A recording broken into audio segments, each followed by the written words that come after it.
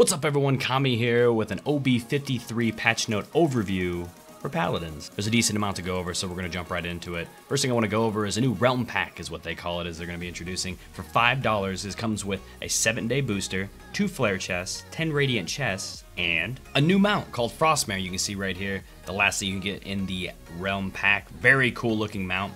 Other thing to note is there's going to be another summer chest added into the realm, and this comes with some weapons and some skins that I think you guys are going to get a kick out of. The first one I'll go over is the Cassie one. Cassie with the sun-kissed shades, just a sun-kissed overall attire here. Absolutely hilarious. Ziggs even getting his own little different attire. While I love the skin and it cracks me up, you have to hear the voice. It's perfect. Enemies on the right flank.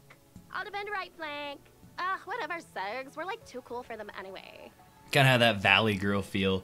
I love it. I don't know how to explain this more. I love it. I think this is what I've always wanted. Is nice to have cool looking skins, but having silly skins like this with a voice pack that fits so freaking perfectly is more than I can ask. And the other one is for Lex.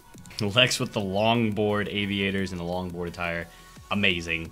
Like overall, just chilling like a villain. And his voice is also pretty ridiculous. I still like the Cassie one better, but enemies on the left flank. Definitely fits him very well. Again, 2 new skins can be added in. You can obtain those through the chest. And the weapons you can get, one is an Ash weapon, the American Cannon. Freedom Daggers coming in for Maeve. Freedom Magnums coming in for Lex. And the Freedom Rifle coming in from Victor. We've got 3 new Mastery skins, and those are Buck, Willow, and an Androxus. I mean, I'm not even gonna show you those. They are what they are. They look the same. And then you have the DreamHack Maeve skin. You just have to be watching DreamHack Valencia to have a chance to win it. The same way you kind of get the Blood Moon Cassie and the Quicksilver Ying skin. One of the last skins I want to go over is Androxus. Look at this mofo. Definitely a steampunk type of thing. I mean, it's literally called Steam Demon. His weapon shots sound very acoustic, like very old, and his voice very different from what you guys are used to. Nothing can compare to my genius. Enemy spotted! Couple other things to note is there is a sale going on for Founders Pack. It is, I believe, but it's on sale. I think it's like $13.99. Don't quote me on that, but it's on sale. Check it out on Steam. And you're also able to delete loadouts. So if you notice here back at this sweet Androxus dude, I can just click the X, click delete, and it's gone. As you can see over here, it's a free champion weekend for 23rd to 25th, so some of you newer players can play all the champions, get an idea of who you want to be purchasing next. And if you notice, I'm going through this chest list, there's one that's kind of gone. That's the Wreck chest, the one with the Nerf guns and whatnot. So make sure to pick up your favorite ones out of there as soon as possible, because it will be gone once this patch goes live. Some of other minor things to note, players will receive a one-time quest that grants a free chest roll coming out of the new summer chest. Win a single game of Onslaught to select your prize. So you can see right here. And also Onslaught has been changed drastically, reducing the ticket gaining from holding a point by 50%. And one of these things that kind of sneaks in sometimes from high res, but sometimes being the biggest changes, bans have been added for Draft's competitive match lobby. We will be testing bans in PTS. Live release will be pending results. This has been something that they've been kind of suggesting that they want to move towards at some point, and it looks like we're about at that point, so I'm excited to see how that works out. That's enough of the shiny stuff.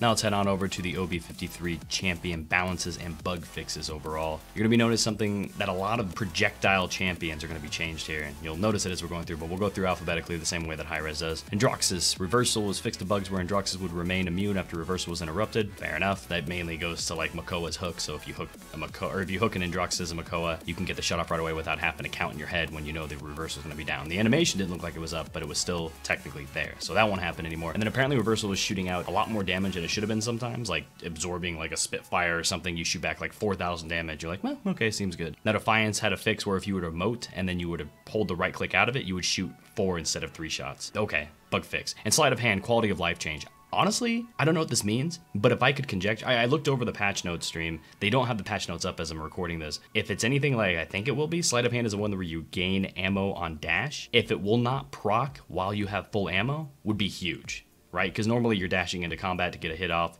If you dash in, then you already procced it and you can't proc for another 5 seconds, so that'd be really awesome. Ash is up next. Burst Cannon. Increase the weapon range from 50 to 80 and increase the explosive fall off. So pretty much what this means is you can shoot from farther away, You have to aim a little bit better, and also you can't just expect anyone in front of you to get blown up, because you could easily just shoot past them, and that on top of the explosion fall off, you just could not hit them at all. So you gotta aim a little bit more, but you can do a lot more range poke, so that's nice. Barrack with this blunderbuss, increase the damage when hitting less pellets. It's cool, like more damage, you know, because it's a lot of RNG, it's a shotgun type of shot, so shooting from long range, you're not hitting all the pellets, and now you just do more damage from far away, and if you're kind of off, then you could do still a little bit more damage. Bomb King Accelerant fixed a tooltip bug. I think he said something like it's 40%, not 50% or something, I don't know. Nothing really changed, just tooltip. Buck Heroic Leap fixed an issue where Heroic Leap would not properly go on cooldown if Buck was pulled to the ground by an external source, aka a hook. Before, you'd have to wait till he landed, because if you hooked him while he was up in midair, the hook would interrupt it, and then he could just leap away right away, because the leap didn't go on cooldown. Really weird bug. Here's where we go into kind of the theme of the patch, and this is the projectile speed buff. Gotta keep in mind here that the reason that they made these changes, they said, is to make it so you could play on console the same way you could play on PC, I guess. They're trying to keep both in mind, and console players were having issues playing projectile champions, although auto aim was there for hit scan. Projectile champions, you don't really need auto aim because you need to lead people. So Cassie with the crossbow increased projectile speed from 500 to 600. I get the projectile speed increase from the majority of these champions coming up, but Cassie, I just don't get. But hey, Cassie's easier to play now. Drogo's Fire Spit fixed a bug where Drogo's Fire Spit detonation was not properly mitigated by Blast Shield. Bask. So pretty much this just means now every single shot you hit out of your salvo will give you a heal from Bask. Might make it a staple. It'll make it more viable, honestly, but we'll have to see. Eevee up next, probably more notable than the rest of them due to the projectile speed increase, is literally doubled. Increased projectile speed from 100 to 200. That's huge. A lot more Eevee players are going to be arising here, making it a little bit easier to hit her shots. The big nerf to counteract this buff from the projectile speed is it now no longer gives bonus damage with Blink. This is gonna help poke from long range and also hit from longer range, but at the same time, you can't like two-shot a Maeve, you can't two-shot a Sky, you can't two-shot a Kinessa. Probably the biggest thing that you pick an Eevee against, like on a Timbermill, you can't two-shot. Gives her time to run away. Overall, is it a buff, is it a nerf? We'll have to see. Fernando Flame Lance, increase weapon range from 30 to 50 and reduce cone attack angle, which means you have to aim.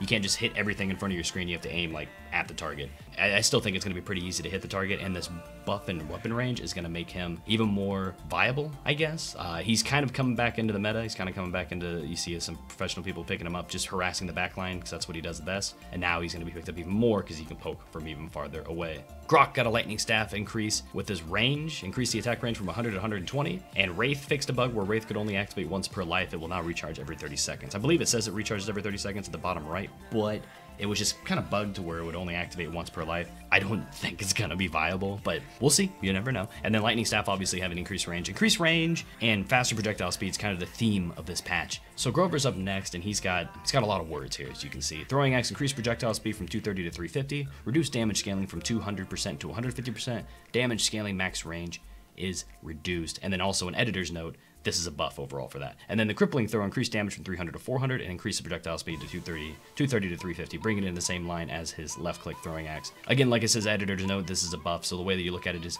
you can't hit things at max distance for as much damage as you used to, but they go faster, so you hit them more often, and the damage scaling is less, which means, to my knowledge, it should get up to a more medium. So if you're at a medium range, instead of it hitting for like, I don't know, 450 or something, now it's hitting for like 500. So it kind of helps him out mid-range, so he can actually be near his targets to heal. I'm not 100% sure if that's exactly how it works. He says, the editor's note, they think it's a buff, so I'll have to test it out. I haven't been able to hop on the PTS yet as I'm recording this. Oh, and Whirlwind now grants CC immunity. He could always like keep his Whirlwind, his healing going, his ultimate, but it was just funny to see a chicken running around healing everything. Now it just, he can't be stunned, he can't do anything during it. Kinessa, general improvements to the weapon fire feel. Cool, maybe it feels more like a sniper.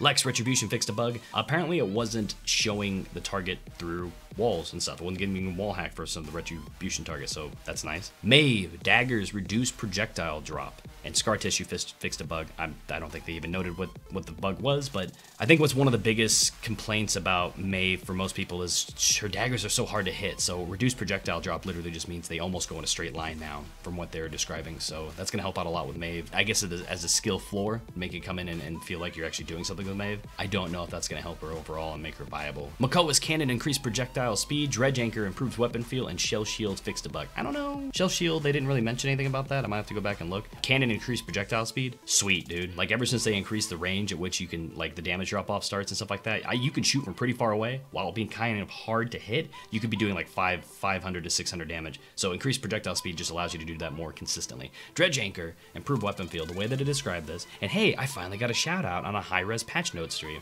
I had made a Makoa video explaining how you need to aim a little bit to the right of the target when you're hooking from longer distances and even mid-range, really. Now you just have to aim at them. You don't have to aim to the right of them, just aim at them. Maldamba Mending Experience fixed a bug, and Spitting Cobra increased projectile speed from 180 to 240. Spitting Cobra's gonna be nice, like you're actually be able to hit shots a little bit easier, so you could actually be doing damage in between healing. Mending Spirits, oh, you can heal through enemy shields, that's what it was. That's huge. Pip, Potion Launcher increased projectile speed again, that's what they get. And then Evil Mojo fixed a bug. Ceres Soul Orb increased projectile speed from 70 to 150, decreased the remote proximity distance, and shadow travel duration was reduced while the cooldown was increased from 12 to 14 seconds. So overall, a nerf to her shadow travel and a buff to her soul orb. So her soul orbs will go literally twice as fast, not even twice, but like a little bit faster than twice. But then also, they don't take up as much space, so you have to aim them a little bit better. They can't like cover a whole corridor or something. Sky Preparation now only affects kills. You know, with all these buffs coming out, I'm surprised to see Sky get a nerf. So now Preparation will not count on elimination. You can't just tag a person and then hope someone else kills them. Now you literally have to get the final killing blow.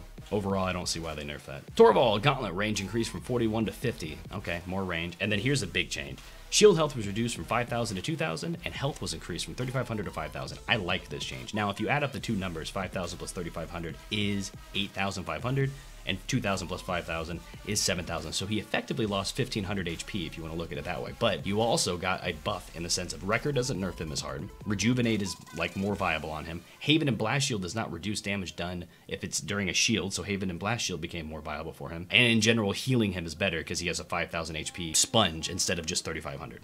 Willow Blast Flower increased projectile speed. Again, projectile speed going up everywhere. And Zen, general in-hand bug fix. No idea. Counter now blocks projectiles while swinging. And Billow reduced the pre-hit of Billow from 0.2 to 0 seconds. And Zen can now jump while on Billow. I think that was a big complaint. The in-hand bug fix, no idea, honestly. Counter now blocks projectiles while swinging. So when you were countering something, if someone else shot you at that same exact moment while you're countering something, you didn't counter it again. So now you can block them while you're swinging and it won't go through it. And then Billow reduced the pre-hit of Billow. I believe you could just Billow faster on a dime. 0 seconds, and Zen can now jump on Billow, which was just annoying. It felt weird, and plus there's like a little rock in the road, you couldn't go over it. It was super annoying. I think that wraps up OB53's patch note overview. Let me know down in the comments below what you think about the patch changes, maybe something you want to see change coming up here, maybe some things you were surprised to see in the first place. Sometimes high res can come out of left field with these changes. Thanks for watching, and I'll see you guys next time. Hey, thanks for watching. I'm not gonna be one of those people who asks you to like and subscribe, so I'm not gonna ask.